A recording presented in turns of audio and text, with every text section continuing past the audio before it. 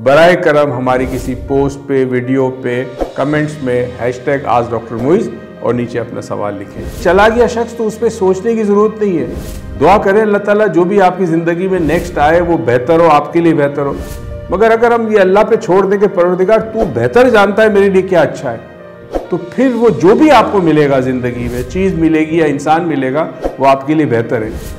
दोस्तों, आप चाहते हैं कि नई नई वीडियोस जो आ रही हैं वो आपको मिलती रहे, वक्त पे मिलती रहे। माइंड साइंसेज ऑफिशियल के हमारे यूट्यूब को सब्सक्राइब करें और बेल आइकन को क्लिक करें ताकि आपको फौरन नोटिफिकेशन मिल जाए, जो लाइव वीडियोस आ रही है उसके बारे में फौरन मालूमात मिल जाए। अस्सलाम वालेकुम दोस्तों, Thursday lecture lessons of life सवाल जवाब के साथ मैं डॉक्टर मोइज़ हाजिर हूँ और उरूद भी तशरीफ़ फरमा है। हम अभी सवालात का सिलसिला शुरू करते हैं। एक तो आपका बहुत बहुत शुक्रिया, आप लोग सवाल भेज रहे हैं, याद रहे। फिर याद दहानी करा दूं कि जो भी आपका सवाल हो, उर्दू में लिख सकते हैं, इंग्लिश में लिख सकते हैं, उर्दू स्क्रिप्ट में लिख सकते हैं। बराए करम हमारी किसी पोस्ट पे, वीडियो पे, कमेंट्स में #AskDrMoiz और नीचे अपना सवाल लिखें। और हम जुमेरात की महफिल में first come first serve basis के हिसाब से जिनका पहला है उनका पहला जवाब देंगे। तो उरूज प्लीज़ सवाल आज शुरू करें। Assalamu alaikum, #AskDrMoiz. You often say that we attract the things we think of. In the past, I had a relationship with someone. I was all happy and thankful to Allah for that. Then why he broke up with me and got married to other girls suddenly when I even not imagined that? Name kept secret. देखिए, अगर आपका किसी के साथ कोई ताल्लुक़ था और उसके बाद उस शख्स ने किसी और के साथ शादी की है तो ये तो बड़ा कॉमन है, होता है। इसमें आपने कुछ नहीं किया। हम एक बात ज़रूर करते हैं कि इंसानी रिश्ते जो ज़मीन पर होते हैं वो दो लोगों की मर्ज़ी के हवाले से होते हैं। तो उसकी मर्ज़ी नहीं होगी, हो सकता है उसको आपके साथ जो सोहबत थी, संगत थी, दोस्ती थी, प्यार था, जो भी रिश्ता था, उसमें उसको इवेंचुअली उसको लगा कि आई शुड मूव ऑन। ये शख्स जो है वो मेरे साथ ज़िंदगी नहीं गुजार सकता या मेरा उसका माइंड नहीं। तो कई दफ़ा मेंटल कंपैटिबिलिटी का इशू होता है, कई दफ़ा और चीज़ें होती है। तो अगर एक चला गया शख्स तो उस पर सोचने की ज़रूरत नहीं है। दुआ करें अल्लाह ताला जो भी आपकी ज़िंदगी में नेक्स्ट आए वो बेहतर हो, आपके लिए बेहतर हो। अच्छा, कई दफ़ा हम इस बात को नहीं समझते कि जिसको हम चाहते हैं कि वो हमारे पास हो या जिस चीज़ की ख्वाहिश हम चाहते हैं वो हमारे अपने नफ्स की ख्वाहिश होती है। मगर अगर हम ये अल्लाह पे छोड़ दें कि परवरदिगार तू बेहतर जानता है मेरे लिए क्या अच्छा है, तो फिर वो जो भी आपको मिलेगा ज़िंदगी में, चीज़ मिलेगी या इंसान मिलेगा, वो आपके लिए बेहतर है। तो यहाँ पे हमारे लिए बड़ा ज़रूरी है। इनफैक्ट मैं एक दफ़ा ऑस्ट्रिया में था, 4 डायमेंशन वर्कशॉप करा रहा था। हमारा पूरा एक टूर था ऑस्ट्रिया, स्विट्ज़रलैंड, जर्मनी।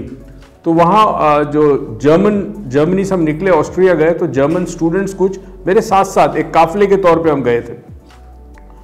तो एक दिन हम शाम को खाना खाने बैठे, एक बड़ा खूबसूरत रेस्टोरेंट था, मतलब उस सेंस में हाई फाई नहीं था, मगर बाहर ऐसे बेंचेस बने हुए थे और उस पर हम खाना खा रहे थे। तो एक जर्मन था, वो वहाँ से हम जब खाना खा के वॉक करते हुए जा रहे थे अपने रिहाइश गाह की तरफ, होटल की तरफ, तो कहता है कि डॉक्टर मोइज़, मुझे अब समझ में आया, आप अक्सर ये कहते हो कि हमें नहीं पता हमारे लिए क्या बेहतर है। तो हम ख्वाहिश करने से पहले किसी चीज़ से 4 डायमेंशन में एक टेक्निक है ना कि आप ये अप्लाई करें और इस टेक्निक की मदद से आप वो चीज़ अट्रैक्ट कर लेंगे जो आप चाहते हैं। तो वो मुझे कहने लगा कि अब मुझे पता चला कि जब आप कहते हो टेक्निक अप्लाई तो करो, मगर ये सोचो और ये कहो कि अगर ये मेरे लिए बेहतर है तो कई दफ़ा हम ज़िंदगी में चीज़ें मांगते हैं और मिलने के बाद हमें एहसास होता है कि हमारे लिए वो बेहतर नहीं थी, मगर बाय दैट टाइम वो वक्त गुजर चुका होता है। तो बेहतर है कि अगर एक चीज़ हो चुकी है तो उसको लेट गो करो, मूव ऑन। Thank you.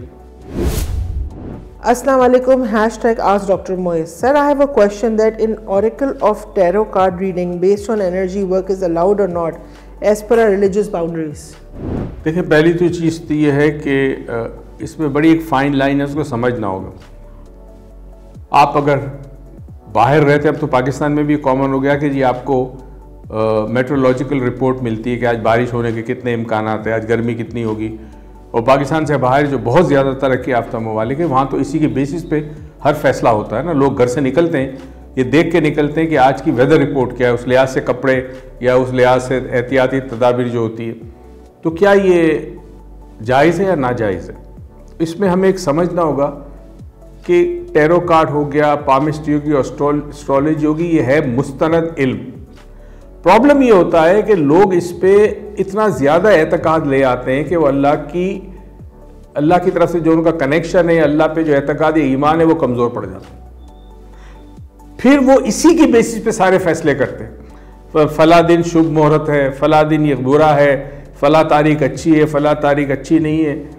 तो ये चीज़ नहीं होनी चाहिए। अगर आप शौकिया कोई चीज़ समझना चाहते हैं या शौकिया किसी से पूछना चाहते हैं, पूछ लें, मगर इतना याद रखें कि जो हाथ की लकीर में या जो टैरो कार्ड में आता है वो चेंज हो सकता है।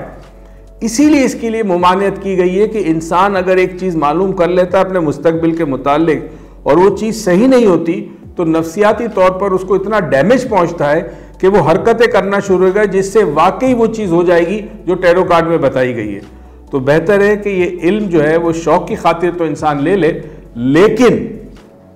लेकिन उस पर एतकाद और ईमान ना रखे। ये यकीन रखे कि इंसान का मुकद्दर अल्लाह ताला ने उसे ये सलाहियत दी कि वो चेंज कर सकता है। तो अगर चेंज कर सकते हो तो उसके लिए एफर्ट करो, तदबीर करो, अमल करो ताकि वो चेंज हो जाए, और दुआ करो। दुआ तो बहुत बड़ी कुव्वत है, बहुत बड़ी ताकत है। Thank you. #आज डॉक्टर मोइज़। एक दफ़ा मैं नमाज़ पढ़ रही थी और मैंने महसूस किया कि मेरे स्पाइन के बेस से कोई रोशनी करंट की तरह मेरे दिमाग की तरफ ऊपर आई, और मैंने महसूस भी किया। अक्सर अपने विजन में आंखें बंद करके और खोल के लाइट के डिफरेंट कलर्स के डॉट्स दिखती हूँ। इसका क्या मतलब है? आपसे रेकी सीखने के बाद एक बार मैंने ख्वाब में आपकी यंगर सेल्फ को देखा जो एक बात परेशान कर रही थी बहुत लंबे ख्वाब में से। वो मैं कहना चाह रही थी लेकिन मेरी आवाज़ वहाँ अटक जाती है। क्या करूँ? हारून साहब, मुझे पता नहीं साहब है साहिबा है, मिसेस हारून भी हो सकती। ये कई दफ़ा इबादत में एक ऐसा वक्त आता है जब इंसान के रीढ़ की हड्डी के नीचे एक ताकत होती है। कदीम ज़माने में उसे कुंडालिनी शक्ति कहा जाता था। सूफिया कराम ने भी इस पर बड़ा काम किया है, योगियों ने भी बड़ा काम किया है।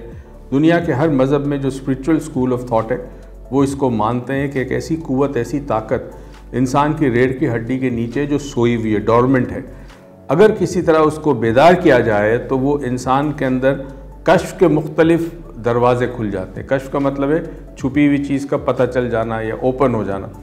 अब इसके लिए बहुत सारी वर्जिशें होती हैं, कुछ मराकबे से होती है, ज़िक्र और मराकबे से होती है, कुछ और एक्सरसाइजेज होती हैं।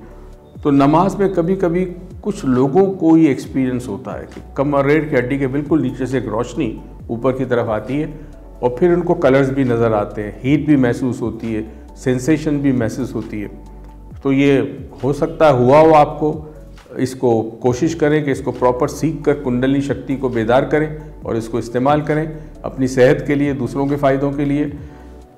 दूसरी चीज़, ख्वाब में आपने कहा रेकी के बाद आपको एक ख्वाब आया था और ख्वाब में आप कुछ कहना चाह रही थी। आपने मुझे यंगर सेल्फ को ये एक्सप्लेन कर दूँ क्योंकि हमारे बहुत सारे दोस्त जो ये वीडियो देख रहे होंगे उनको पता नहीं यंगर सेल्फ क्या होती है। एक दफ़ा मेरा भतीजा था, छोटा था, अमेरिकन है, सिटीज़न है, मुझसे उसने पूछा कि मोइज़ चाचा, हाउ ओल्ड आर यू? चाचा आप कितने उम्र है आपकी? मैंने कहा बेटा एक मेरी क्रोनोलॉजिकल एज है, एक मेरी स्पिरिचुअल एज है, एक मेरी इमोशनल एज है, तो तुम किस एज की बारे में? तो बेचारा कंफ्यूज हो गया। यंगर सेल्फ से मुराद ये है कि हम जब ज़िंदगी का हर लम्हा गुजारते हैं, क्योंकि हम बेसिकली देखा जाए तो second second, millisecond, second, minute, hours, days, week, month, year, हम इस तरह कैलकुलेट करते हैं। तो हमारा हर लम्हे का जो वजूद होता है वो कहीं ना कहीं रिकॉर्ड हो जाता है। मसलन फॉर एग्जांपल मैंने आधे घंटे पहले क्या किया वो कहीं मौजूद है टाइम एंड स्पेस में। आधे घंटे पहले मैंने जो ज़िंदगी गुजारी है, मैंने जो बातें की, मेरी हर लफ्ज़, मेरा हर लम्हा उस कहीं पे मौजूद है। तो कई दफ़ा रिवर्स में कुछ ऐसी सिचुएशन होती है, ये रूहानी एक्सपीरियंसेस है कि आप किसी का यंगर सेल्फ देख लेते हो, यानी उस शख्स का पहले जो वो था वजूद था वो देख लेते हो। इसमें दूसरी एक चीज़ आती है, रूहानी वजूद भी कहते हैं कि यंगर सेल्फ का मतलब है रूहानी, क्योंकि रूह जो है वो बूढ़ी नहीं होती, वो यंग की यंग रहती है। ना रूह बच्चा होती है ना बूढ़ा होती है, रूह का एक एग्जिस्टेंस है, उस एग्जिस्टेंस में कोई चेंज नहीं आता। इसीलिए कहते हैं कुरान में परवरदिगार कहता है कि जन्नत में तमाम लोग जवान होंगे, यानी कोई उम्र नहीं होगी, बुढ़ापा नहीं आएगा, बीमारी नहीं होगी, दर्द नहीं होगी, तकलीफ नहीं होगी, एक ही एज के लोग सारे के सारे होंगे। यानी लोग जब पहुंचेंगे तो वो ट्रांसफॉर्म होकर एक एज में आ जाएंगे सारे के सारे। Again as is not the right word, क्योंकि हमने जन्नत को समझा ही नहीं कि जन्नत है क्या। जब वहाँ टाइम और स्पेस नहीं होगा और कुछ चीज़ नहीं होगी तो एज भी नहीं होगी, मगर हम समझाने के हवाले से बताते हैं। तो कई दफ़ा ऐसा होता है कि ऐसे एक्सपीरियंस में आप कुछ कहना चाहते हैं, आपकी आवाज़ रुक जाती है, अटक जाती है। ये जो आपके वोकल कॉर्ड्स हैं ये एक तरह से वक्ती तौर पे इन पे पैरालाइज हो जाता है और आप बोल नहीं सकते। तो it's okay, nothing to worry about. और जो एक्सपीरियंस है उस एक्सपीरियंस जो आपको हुआ है, अल्लाह करे और भी वो खैरात दे दें इसमें। शुक्रिया।